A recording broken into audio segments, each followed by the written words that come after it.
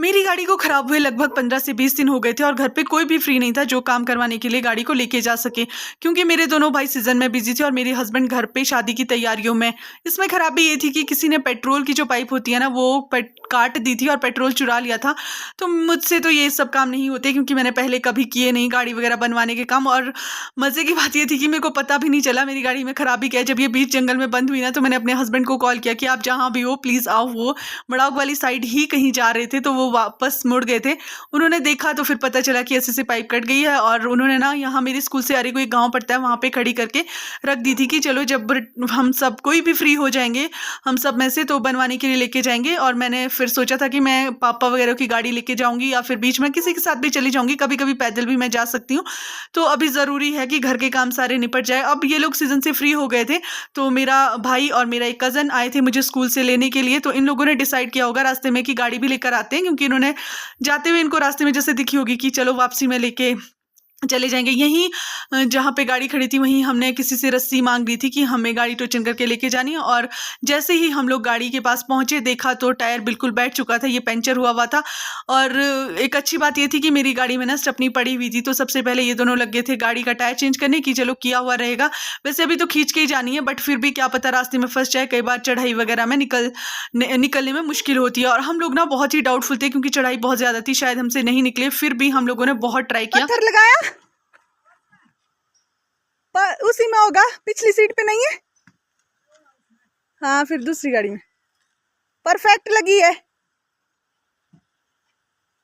काका और अखिल ने जाना था शिमला, इसलिए ये दोनों चले गए थे कपड़े वगैरह चेंज करने। और मैं यहाँ पे इनका वेट कर रही थी। यहाँ देखो सेब वगैरह की पेटियां इन्होंने शिमला के लिए लाई हुई है।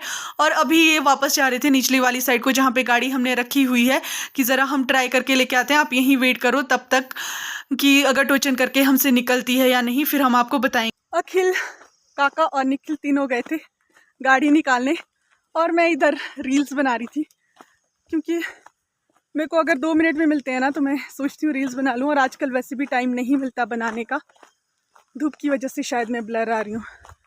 और ये लोग ना मुझे कब से आवाज़ें लगा रहे थे कि जल्दी आ जल्दी आ। मैं सुन नहीं रही थी, क्योंकि मैं रील्स बनाने में बिजी थी, और मेरी एक ही रील बनी, इसलिए इन्होंने फ़ोन कर दिया, फिर मेरे को आना ही पड़ा। अब देखते हैं टोचन करके निकलती या नहीं। और मैं बैठ गई हूँ इधर, ये इधर छोड़ दूँ ऐसे ही न्यूट्रल में।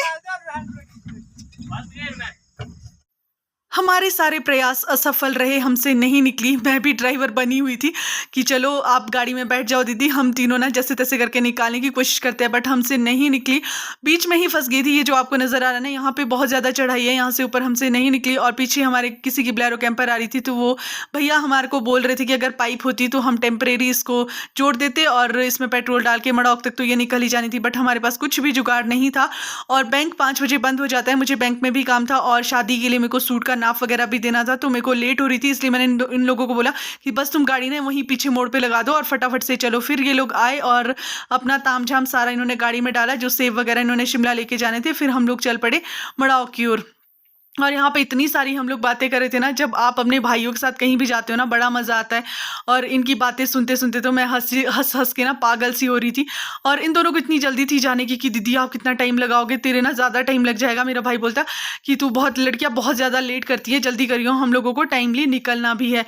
फिर हम लोग पहुँच गए थे मड़ाउक, और बैंक बंद होने में ना कुछ ही मिनट बाकी थी। मेरा थोड़ा सा ही काम था, तो मैं सबसे पहले ना बैंक गई, और मेरे भाई को भी थोड़ा सा काम था। फिर हम दोनों ने अपना बैंक वाला काम किया। उसके बाद मैं चली गई थी टेलर के पास अपना नाप वगैरह देने। ज़्यादा टाइम मेरे नहीं लगा, मैं फ्री हो गई थी 5:30 के करीब शायद। फिर हम लोग चल पड़े वापस, क्योंकि इन दोनों को जाने की जल्दी जो थी लगी हुई।